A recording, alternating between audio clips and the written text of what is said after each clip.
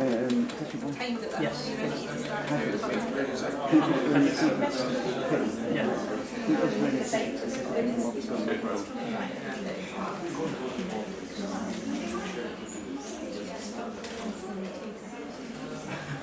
I've seen that guy on the rounds. He was brilliant. Yeah. Ladies and gentlemen, just before we start, can I do, because this isn't a we speak and you listen sort of session, it's a sort of a session where you speak and we listen. So would it be okay if I did a bit of choreography with the chairs? Would that be all right? What I'm looking to do is to form a sort of a horseshoe shape with some chairs around that way and a big space in between, so that you're all sort of facing in a little bit. Would that be all right? It'll be worth it. Honestly, it's going to be great fun. You'll enjoy it.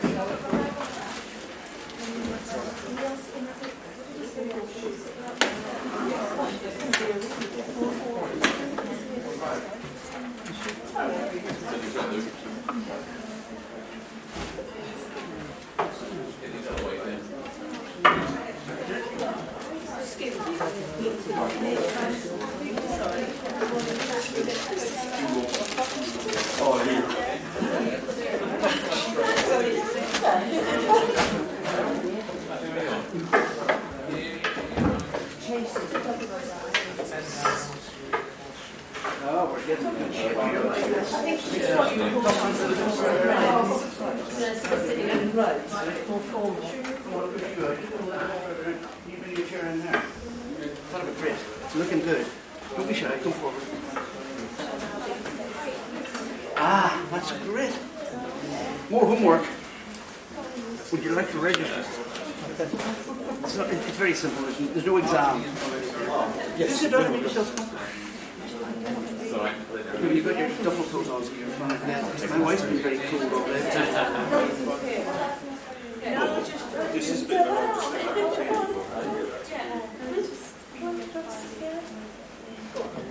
what is it?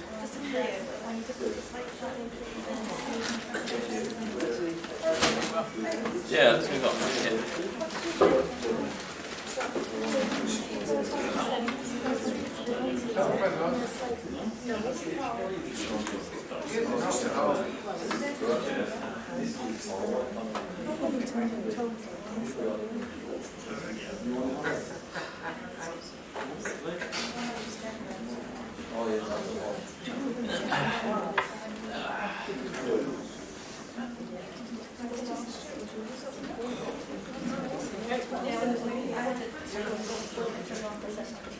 Well, you're going to press button 4 if you want to leave. I'm happy to start.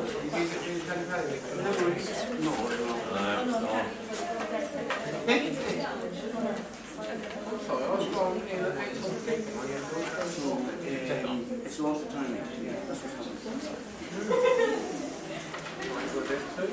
Okay, I'm circulating a little register at the moment, and it'll maybe take 10 or 15 minutes to get right round.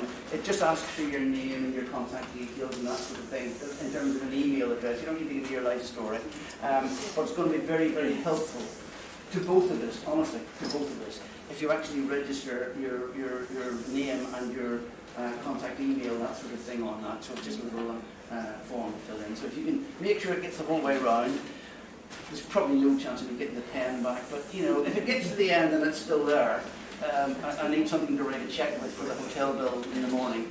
So it would be nice if you leave me the pen. Thank you very much. What I'd like to do, because we're already pressing on time, is to introduce the chairman of today.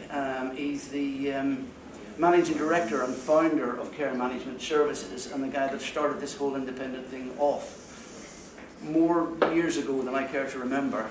CMS Managing Director Gordon McClurg.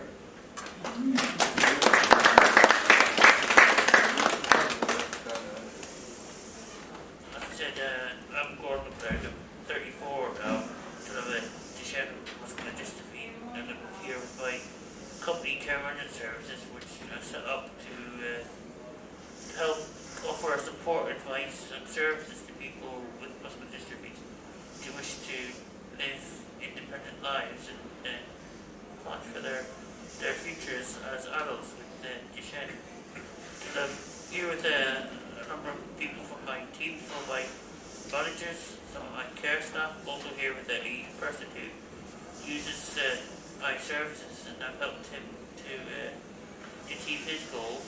So this workshop is sort of to look at what goals people with Duchenne muscular dystrophy have, and how they can put those goals into action, and what they can do to help achieve those goals, to make it have the best opportunities for themselves, and then to make it clear to them that they should start thinking of their goals very early on, because a lot of the opportunities take time to plan for, and some of the opportunities will get less and disappear as time goes by. So you need to get ready to know what to do to get these goals into action. So I'm going to pass you on to my team who will kick off the session.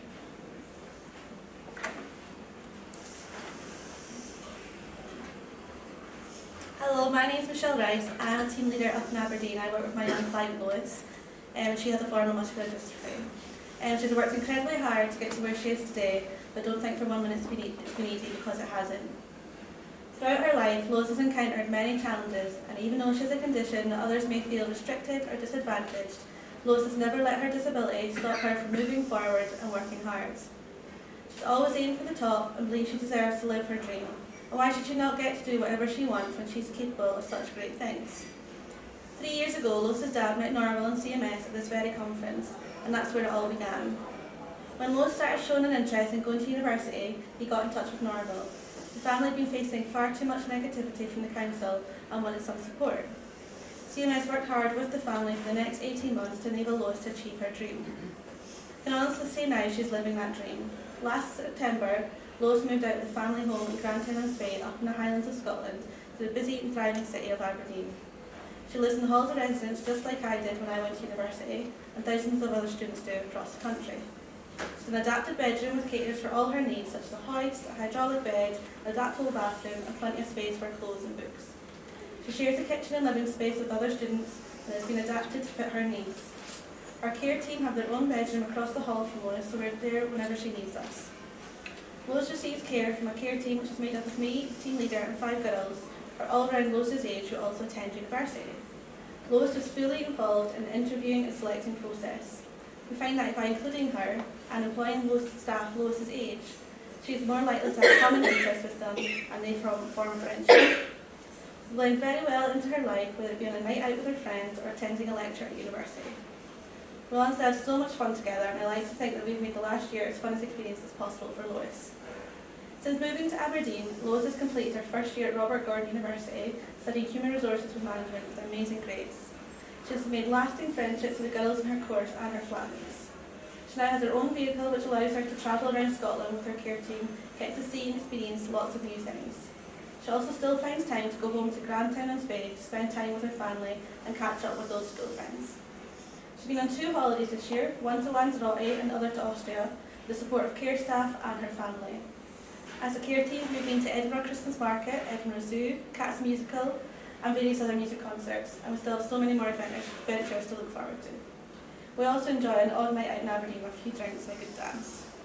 I asked Lois what she would say if she were here today, and she said to share the following with you all. Don't be disheartened by people's negative attitudes. Just because you're disabled does not mean you can't achieve just as much, if not more, than everyone else. In a way, it makes you work harder, but it is worth it. But start soon, don't hang about. The sooner you start, then eventually everything will fall into place. Look at me now, I have shown all the non-believers it can be done. The disability label does not define me. I'm leading an ambitious life with no limits. So what are you waiting for? Thank you.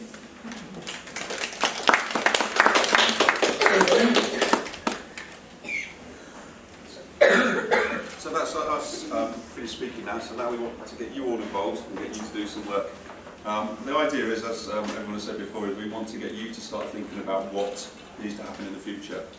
Okay? So we want you to think about your aims and goals, whether it be for whoever it's been for, whether you're a parent of somebody with Duchenne muscular dystrophy, or whether you're a professional involved in working with these people. So, what we want from you now is some aims. What types of things do you think that we could, that you would like to achieve in the future? Because what we'll do then is we'll go through a process of seeing what types of things you need to do to be able to achieve these goals. Is everyone happy with that? Does everyone understand? Yeah? I've got my lovely assistant Michelle who's going to do the writing for me because this hasn't got a spell check and I can't spell very well. So, shout out your ideas. What sort of aims or goals do you think you would need to look for in the future? My son is 12 and he's always wanted to go to university.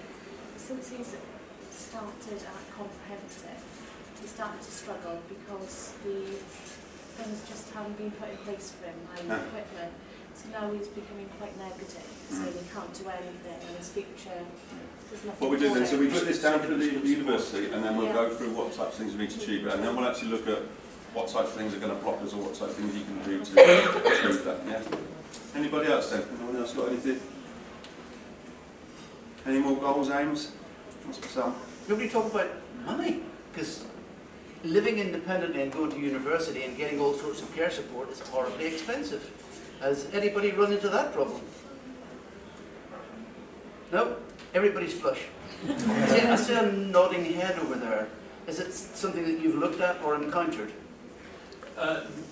Not at the moment. My son's 9 years of age, but I'm conscious that things like the Independent Living Fund are currently under threat, and so I do think there's an issue of question of where families and individuals affected by Duchenne are going to get support. So, if you've got money up there already, okay. It will come up again and again and again. Believe me, there are answers to this. I mean, it is horrendously, probably even more expensive than you imagine, to do the sort of things that you've heard talk about from Gordon and Michelle talking about Lois. Horrendous figures, but it is achievable and it is being done. So that's encouraging. So Does anybody have any issues about friendships and social life for their young children whenever they grow up? Sorry, there's a lady there. I've got a son who's 6. And at the moment, one of my worries at such an early age is he is struggling to keep up with his social side of things, not just because of his physical condition, but more to do with speech and language as well, and understanding what others are saying to him, trying to comprehend with that. And because he's only 6 and he's struggling with that, it worries me.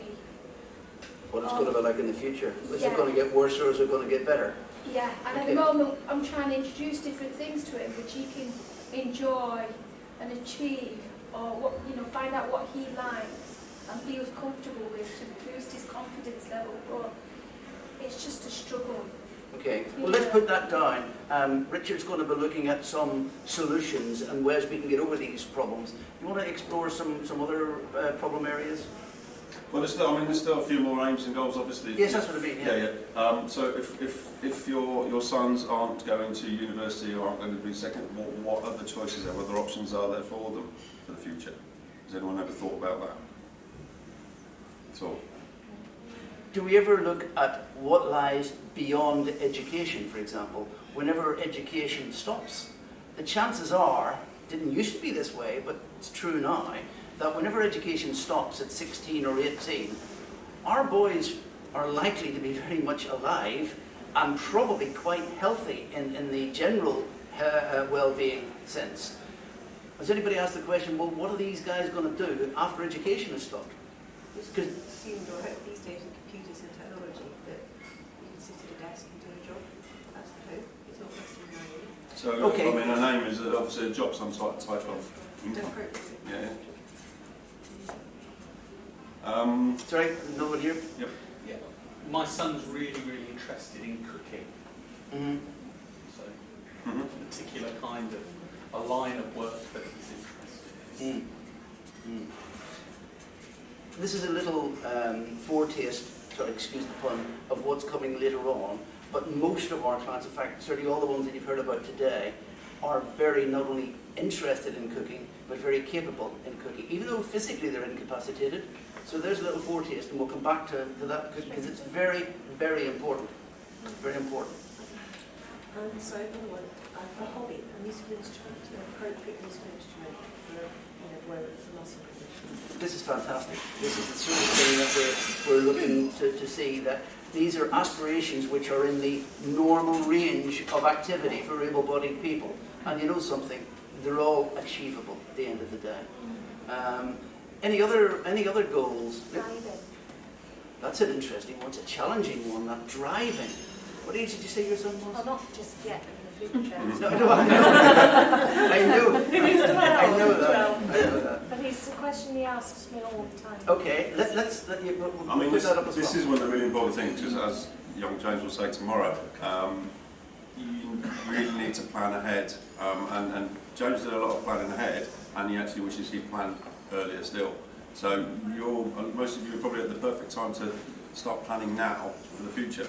So the whole idea of this session is just to get you thinking about what the aims are. What aims, I mean, and you can aim as high as you like, but then you need to look at what's going to stop you and what you can do to either take the barriers away or go around the barriers and still achieve your goals.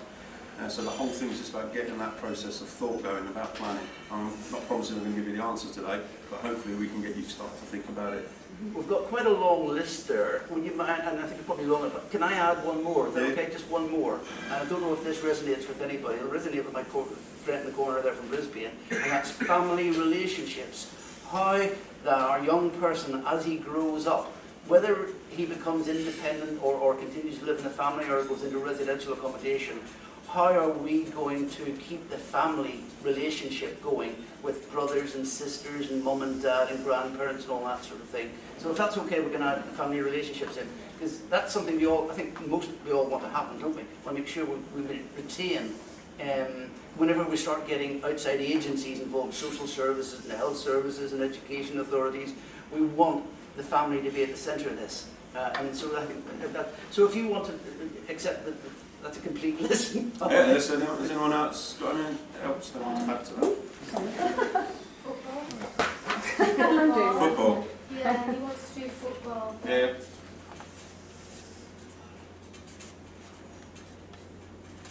Were you going to say something? Yeah, just sort of in the family relationships, independent living for my son.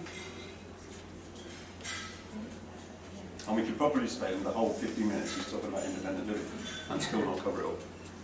But again, this is about getting you to start thinking about what you need to do and understanding that there's people out there. Well, we've got a good idea of what we want to do, just how feasible it is.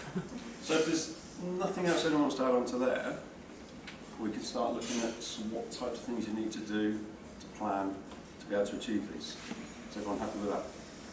Yeah. So we just take it in order really. We'll take off and you can.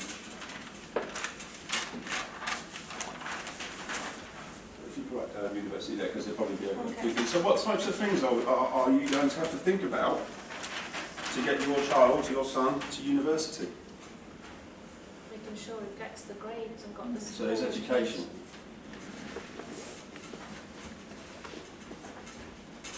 So if we take education then, because there's going to be more things in education in there, so what types of things in education do you need to be looking at now for when they go to university?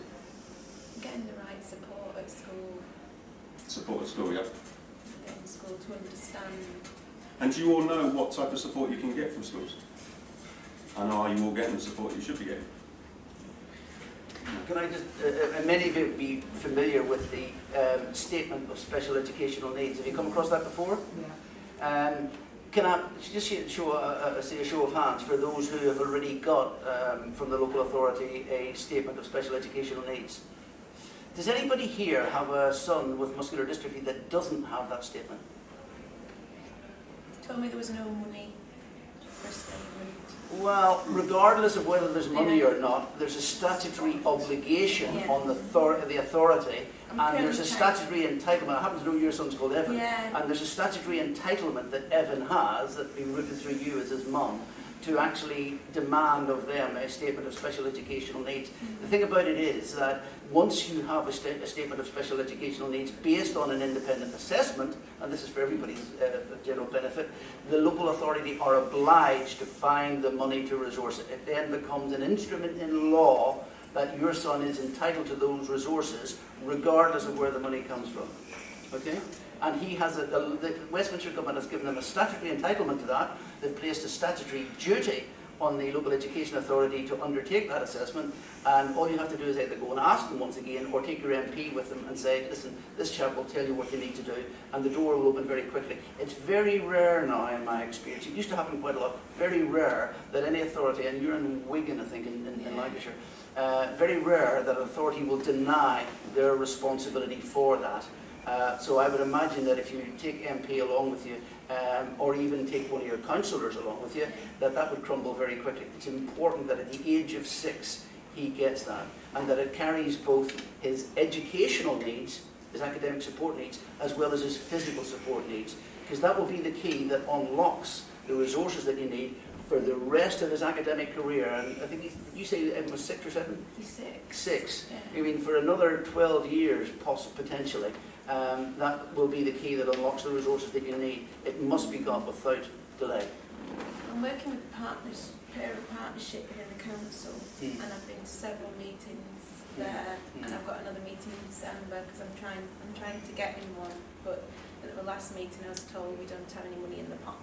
Well, I mean, if you can whip up a little bit of cash from a few friends and get a solicitor's letter, I'll tell you what, you'll find that a statement will come very quickly.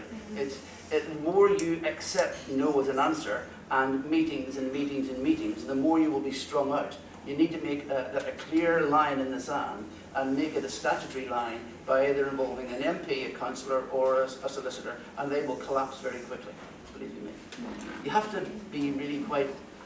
I think you have to be informed on the one hand and know what the law says, but you also have to be quite assertive, and many of us are caring and supportive parents, and the role of doing what I'm suggesting does not come naturally to us, and it's very uncomfortable. But I'm afraid it's something we're going to have to gird our loins and steel the nerves and get on with it, because that's what's going to deliver the results at the end of the day. Sorry, can I just ask, do you know what statute it is that places that obligation? I don't know the year of the Education Act, but it is the Education Act. Yes, it is. Okay. Yes, it is. I mean, things are changing now. I'm involved in this sort of thing at a political level in the North East.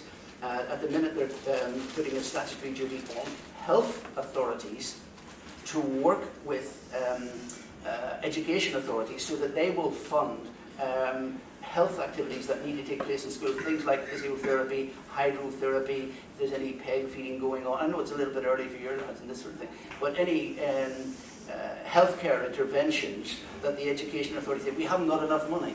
Not only have they not got enough money, they haven't got the expertise to manage health issues in schools, but there's now a statute, and I've actually got on my desk a letter from the Secretary of State for Health saying that he is now commissioning all of the health authorities to enter into negotiations and to fund healthcare activities at primary schools and secondary schools.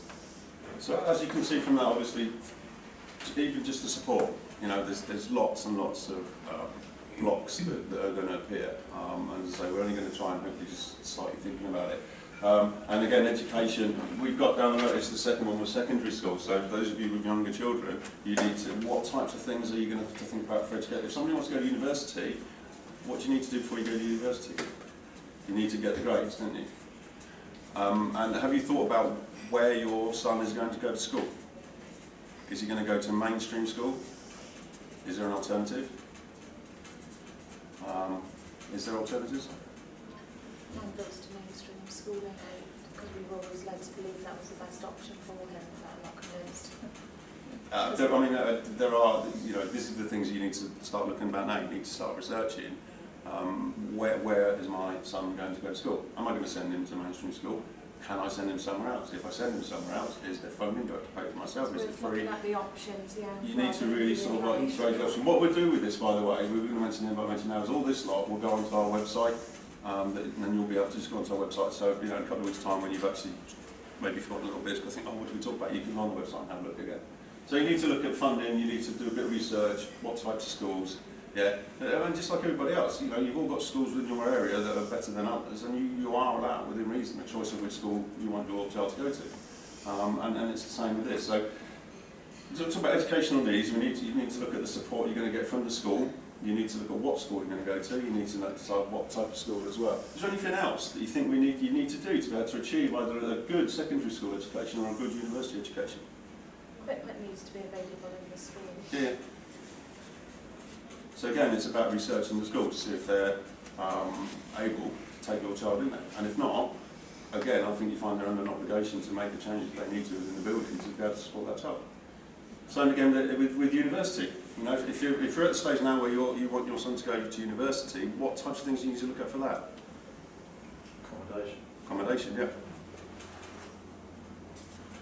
And you've got to look at whether your son's going to go to the local university or one halfway across the country. So again, you're talking accessibility to university, and you're talking accessibility to the accommodation. So again, you need to research whether what type of accommodation they've got. I mean, young James has spent the last 3 years in Rees Hall, in Portsmouth University, in a specially adapted flat. So again, you need to research that. But you can start researching now. There's nothing to stop you, you know, doing this now.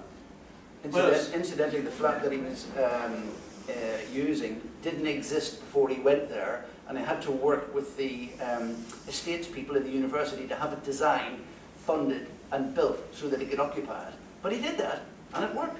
And now, I think there were 3 of them built, or 4 of them? How many were built, James?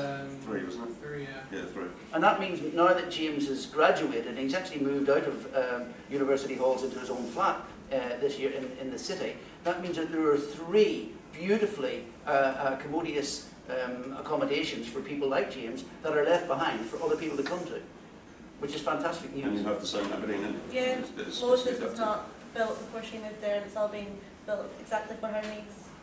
And we have the same because we've had clients up and down the country. We've got the same at Stockport, Manchester, Nottingham, York, So as you can and see, it Newcastle. can be done quite easily.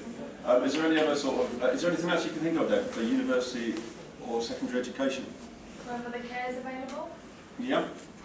And that's both, isn't it? Whether it's secondary, obviously you're going to need, we've talked about support within the school, but obviously if you're going to move away to university, you need to look at a care package. And that care package up here as well. And again, nowadays it is achievable for somebody to move away, have a care package of some sort put into place, and do mainstream full-time university education. Yeah, it doesn't matter what the disability is. Have we finished with this one, do you think? Or is there any more? I think you better I'm sure there's loads more. It's better to move on, actually. Some other people. Yeah, I think the next one might take a little bit of time. So the next one now is money. So what types of things do you need to think about to achieve the money that you're going to need? Any ideas? So the care package, is that where do you get the money for that? Yeah, so funding So I suppose it's very expensive. might be. I did get paid a lot on that.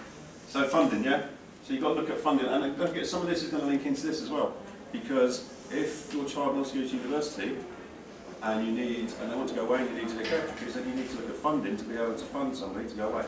And that's loads, there's like Normal will probably sit there and tell you all the funding that you can get. I haven't got time to do all that. But obviously you need to research funding, yeah? And there's lots of different funding. I mean, money you can put. I mean, what other types of things would you need funding for, other than education? What else do you think? Travel. Travel? Yeah, travel. Anything else? Independent living in general. Yep. Where are you going to live? You know, when your lovely little boy reaches 21, 22, where are they going to live? You know, are they going to live independently? Are they going to get council housing? Have they got the money to buy their own house? So it's all about a lot of it's about independent living. Yeah, is there anything else? Anyone? Norval? Healthcare, because the needs of our boys later on become rather instantaneous. We can't wait for a visit in 3 or 4 days from a healthcare nurse or from a clinical specialist. And for the simple day-to-day healthcare needs, there are facilities to have healthcare support funded at the care level, at the parents' home or at the independent living home. And there are funding resources that can be available to put not necessarily qualified nurses, but can actually fund fully qualified nurses, but healthcare assistants that can share with the family the burden of attending to healthcare needs that are so vital to our boys' well-being in the future. You know, the hydrotherapy, the physiotherapy, the massage, the working with orthotics and splints and things like that. Funding is available for that. So yeah. And I think also you'll find that once you start on the funding trail and you start to get funding, it becomes easier, but you become more confident in approaching the different authorities for funding. You know, once you've done it once and you've succeeded and you've got a little bit of money, you go back for more, you go back for more, and you get more confident in doing it. But you need to plan now, you need to think.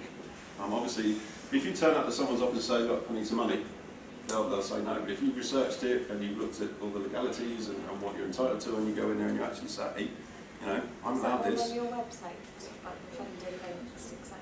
No, that's not on our website. It's far too numerous. Every area, every local authority area is autonomous.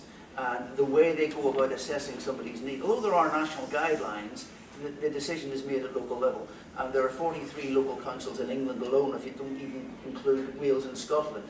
And they have their own processes, so that we couldn't put all that information. But we have a help desk downstairs. We've already engaged with, I think, about 20 or 25 various authorities over the course of England. So we've got relationships with some of them already. But we can give you some guidelines. I'm going to be handing out some guidelines actually at the end of this session in writing, so you'll be able to pick those up.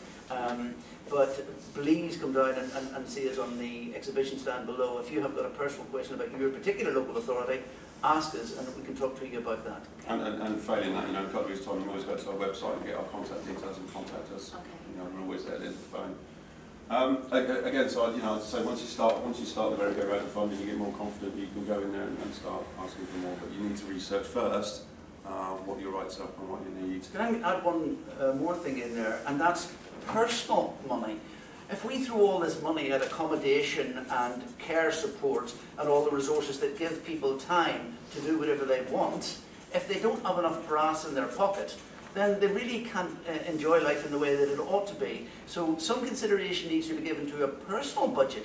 Now, some of that might come from family, but there are also personal benefits and entitlements. There's the opportunity for part-time work. Somebody mentioned here about doing IT and getting an income from work done, and some of our people do self-employed work and they sell some of the work that they've done.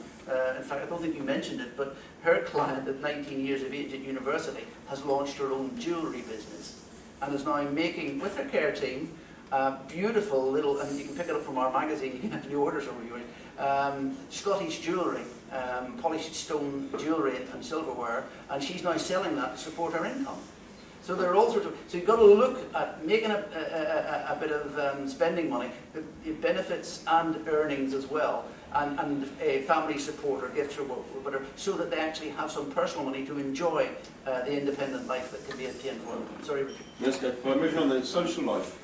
That was yourself, wasn't it? Social life. So, what sort of, sorry, go on. In the funding thing, are we only relying on the national funding, or there are certain insurance companies coming up with the funding, or because national things are going down and down day by day? No, there's very little national funding at all. Funny enough, in the news this week, there's been talk of a legal challenge to the government about abolishing the Independent Living Fund. It was closed to new applicants about 4 years ago, although existing applicants or existing people on it have continued to receive money. And it looks as if the government is going to have to reintroduce something there. That will be national funding. But all of the other funding, including, for example, healthcare funding, is decided at a local level through what used to be called the PCT, the Primary Care Trust, has now become, since April of this year, the clinical commissioning groups. And I can't remember how many, there are about 30 or 40 of those around the country. They can make awards directly towards the individual, to money to spend on healthcare, buying healthcare assistance, buying hours of care. And the local authority can provide funding to the individual at local level for buying personal and social care, for dressing, bathing, cooking, cleaning, taking them out and about. And of course, after the young person leaves school, if they go to higher education, then that can attract substantial funds that can be used to purchase care support as well. But they're all at local level. They are obligations that are imposed by national government, but the decisions, the assessments and the money comes at local level. So that's what I'm saying. We are more relying on the government and the local authorities, which is going down day by day, like every day cuts are coming on. So suppose now my kid is very young, like he's still 5, so by the time he will be 18 or 20, where the cuts will be, we never know. So That's not necessarily, that's certainly quite despairing. I certainly don't take, I've been involved in this business for more years than I care to remember, and the amount of funding that we're getting now is growing year by year. As need increases, the law says resources must be made available to meet that need. So if need stays the same, funding stays the same. If need goes down, funding goes down. But if need rises, then there's a statutory entitlement to do that. Now, you've probably heard about the replacement of the DLA by the personal independence payment. In outline, what's happening there is there's going to be a substantial amount of money saved by taking out about 1/3 of people at the very bottom end. That means those with the lightest levels of disability and incapacity will be taken out at the bottom. That money will be reinvested at the top end, so those that have medium need and our children who have high need, in the end, in the longer term, will either get the same funding, the same level of funding as under DLA, or even can look forward to increased funding. I'm confident that the resources available for this high level of need, like muscular dystrophy, will be secure in the future. So I don't share fully your concerns. No, basically, if we can invest in some type of future insurance, something like that, starting building up something. Insurance would be the problem. There's no insurance company will pay out on a genetic disorder. Most of them if it was an accident, you could pay an insurance policy, and if there was a traumatic accident that our sons were involved in at the age of 15 or 20, then we could get a payout. But with this type of condition, there's no insurance scheme we can pay into. And quite frankly, with interest rates the way they are, putting money aside now to watch it grow and develop so that it's going to be available to them later on, it's not a very good investment.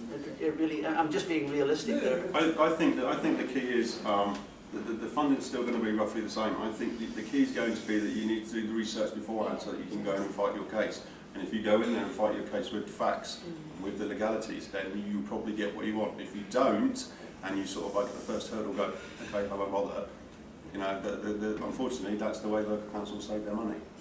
So, on benefits, there was a change, I think, to employment support allowance under the recent Welfare Reform Act, which I think will affect my son. So my understanding of the change is that it used to be the case that someone in my son's position would automatically get employment support allowance when they reach adulthood. So employment support allowance is different from disability living allowance. It's supposed to be if you like, the equivalent of unemployment benefit if you're unable to work, rather than a benefit to cover high living costs. My understanding is the change is that whereas he would have got it automatically, it will now be means tested. So he will only get it if he moves out, if he decides to sort of live, to carry on living with myself and my wife, then our income would count against him getting a benefit. So I think there are cases where, you know, people with Duchenne are being affected by some of these benefit changes. I'm a little bit worried. I mean, I take your point that, you know, the money is out there, there is money out there, and we should be as informed as we can about what money is out there, and we should be prepared to assert our rights. I agree with that altogether. But I would caution a little bit about being too complacent about the broader policy frameworks here and the way that they can have implications for our children. I think we do need to be aware of Yeah, that. the personal independence payment does have the word independence in it, and there is you're absolutely right, there is a pointer in there that whilst the level of funds may continue to be available, the way that they're being targeted to people who do choose independence over living another way may benefit more. So I think you're absolutely right to point that out. Whether that will be fair in encouraging young people towards independence, or whether that's unfair in pushing them towards independence, if that's not what's wanted, is a debatable point. I don't know. I couldn't answer that question. But it's a very good point to bring up. Well done. We've still got loads to go. I think we've only got about 5 minutes left to go. I'd like to quickly do social life, because obviously it's something you brought up earlier on. So what types of things would you need to aim for a social life then? I think independence is intertwining today. Yeah. You'll see now that they all actually start to intertwine. If you've gone further down the list, again, you'll see that, you know, whether you get your social life through your university, through your education, through working, independent living, you're going to need funding to be able to go to university, to have a social life, to have independent living. So it all links in together, and you can see how many decisions you need to make. And can you also see that you need to start making the decisions now? You know, you said your son was, somebody else said was 6, 7. You know, university is 17, 18, but you need to start thinking about this now. Yeah. So what types of things? So independent living for social life. What else? Speech and language. Speech and language and Hobbies, but that's on your list further down, so you said that it links in. Yeah. And then, you know, if you had hobbies, if your son was starting to be able to go out and socialise more, you know, maybe his educational skills would pick up. So his speech, his confidence, just everything would sort of build up as well, wouldn't it? I know, but it's just being able to understand what the other children. He's a child that he doesn't feel confident. He'd rather play alongside and just copy what everyone else is doing.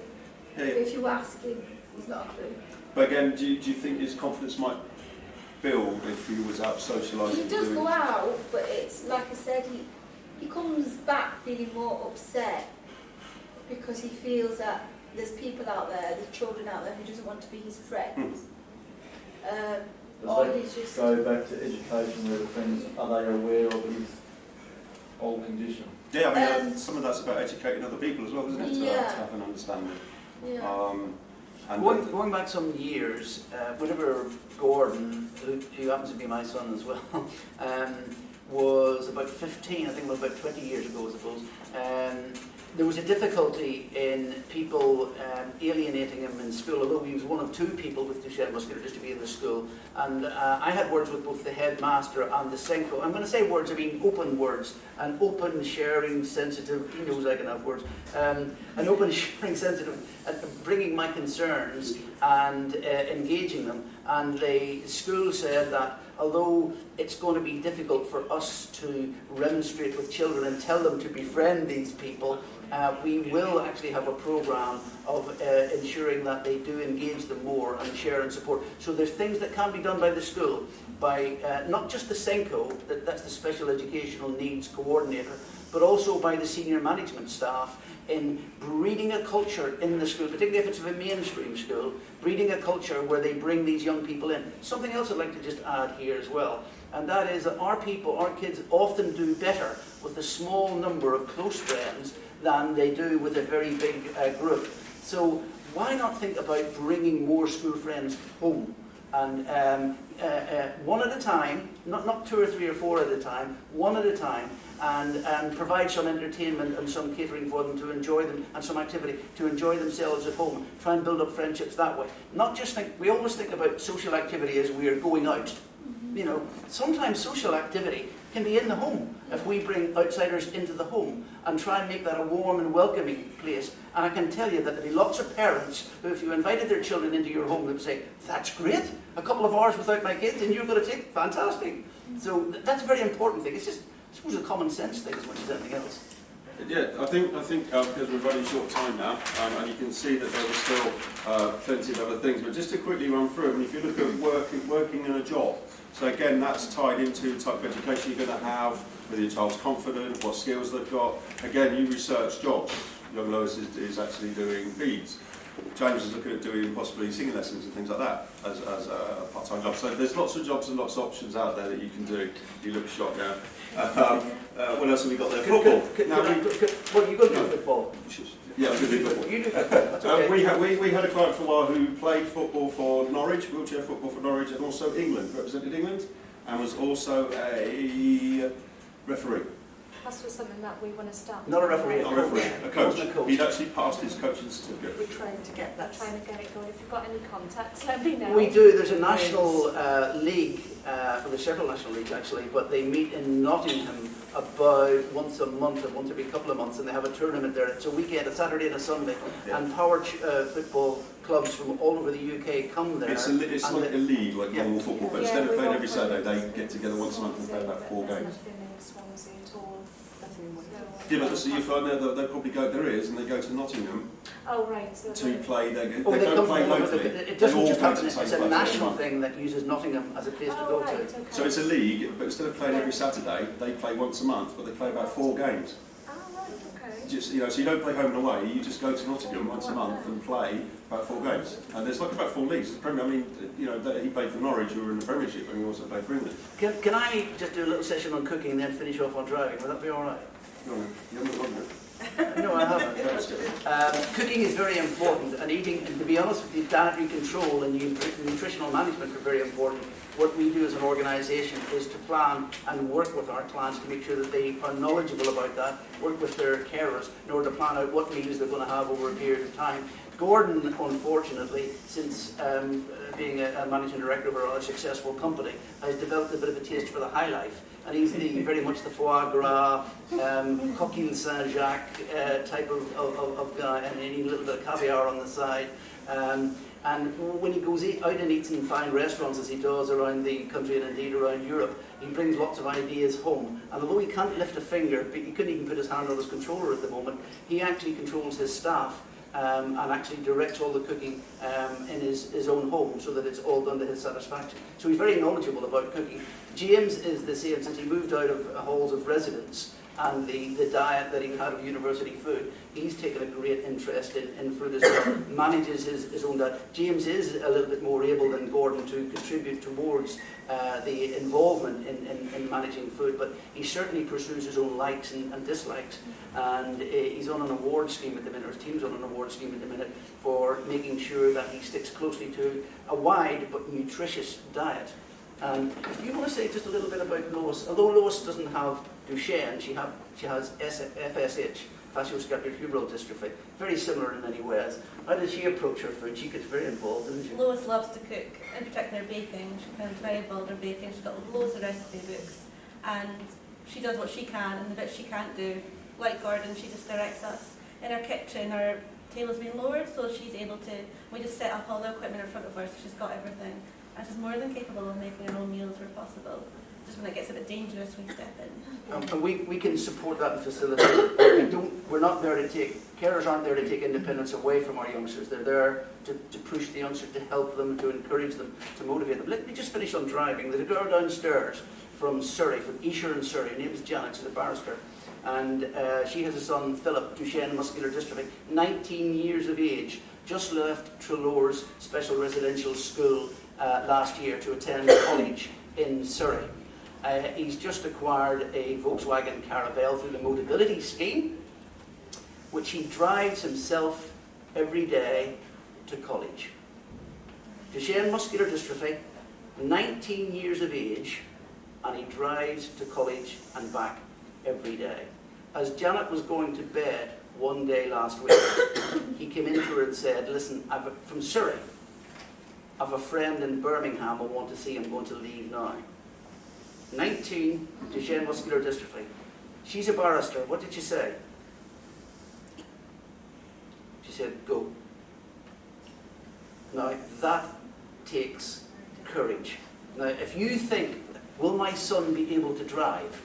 That's not the question. The question is this: would I be able to let him?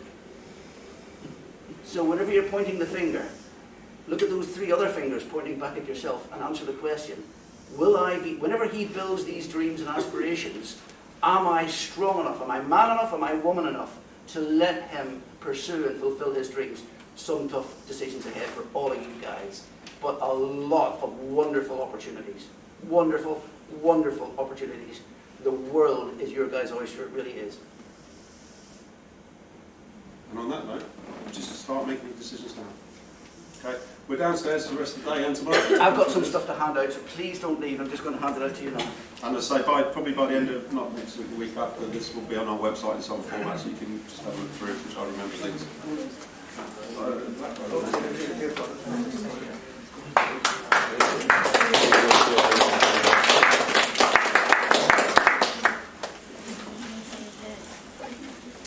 Yes, if you hand out those, that would be great. What have we got? Joe, you can go around and hand them out. That's the new newsletter.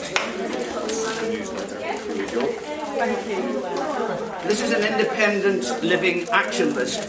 And that's just more information than an old newsletter we had last month. So, and nice poster for you. There's some places That's last month.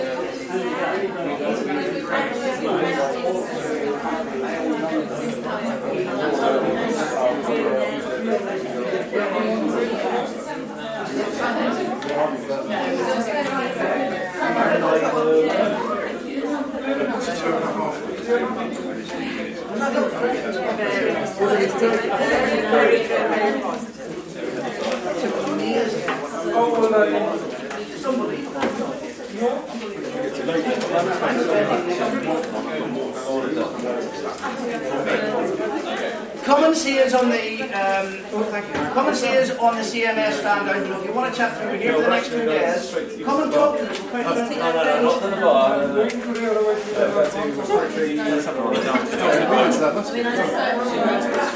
Oh no, you didn't know. I read it. Take notes. I want to know.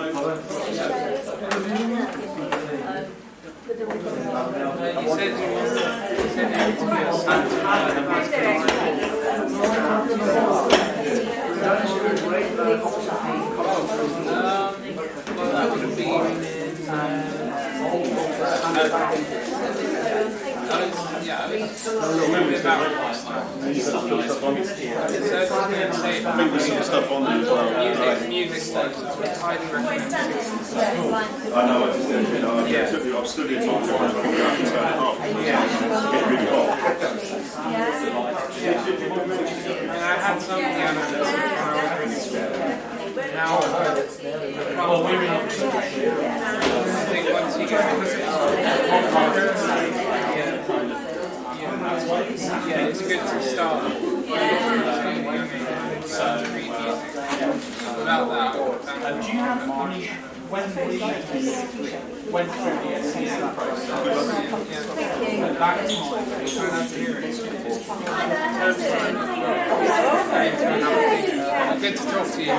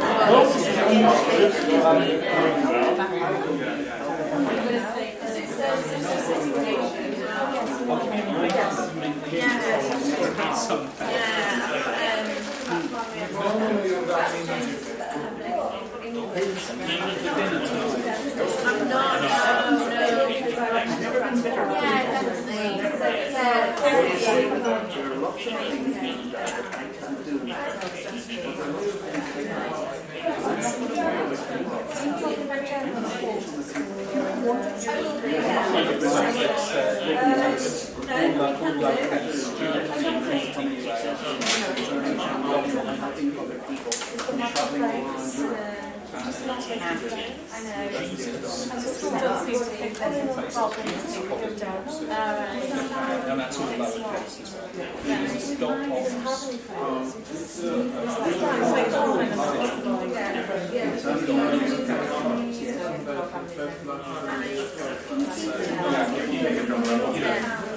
Well, mine's, yeah, sorry, I'll take yours. my name's Susan Boyle, but my email, my maiden name is L-I-V. No Don, Oh, L-I-V. Hotmail, yeah, that's it, at hotmail.com. I mean, yeah, long way before, subject was your, and that's all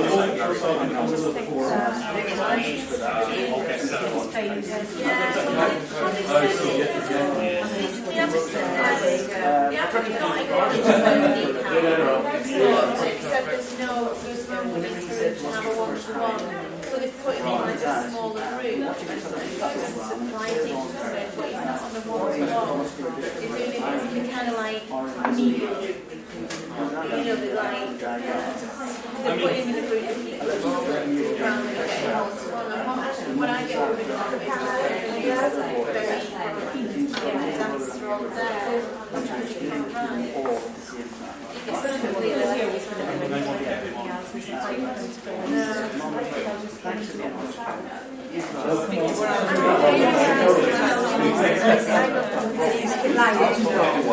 Right, gin and tonic for after this one.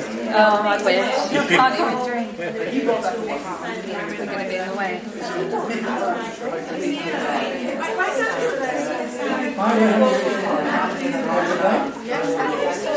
Save the best for last for you.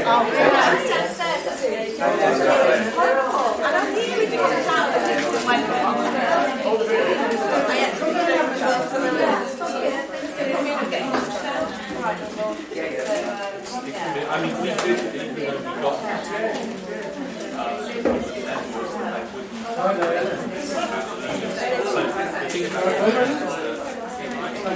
some boys Well, we said the best. Oh, yeah, there is a lot. yes.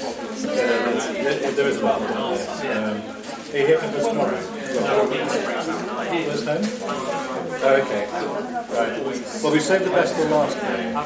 Well, you've got Superwoman here to speak to, yeah? Yeah, I'll move this other way for you. yeah. Well, I had to say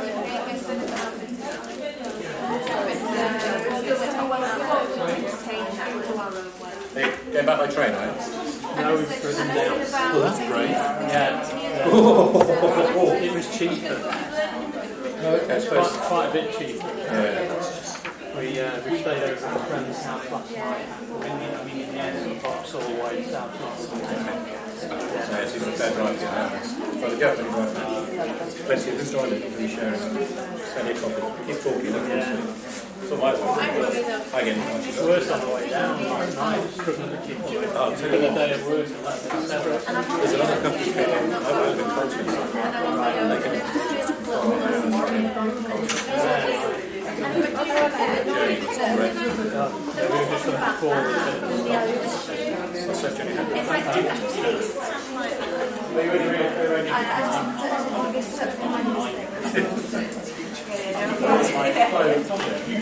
Right, ladies and gentlemen, if I may. It's been a very, very long day for you all.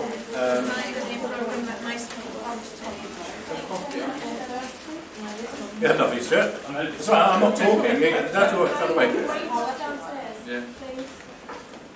Okay, ladies and gentlemen, I know it's a long day, so we've kind of saved the best till last for you. It gives me great honour to actually introduce your final speaker. Janet was one of the co-founders of Action Duchenne in 2001. It's not bad for a 21-year-old. And has worked with us pretty much ever since. A very highly specialised teacher by background. Her son Saul was diagnosed with Duchenne when he was 3.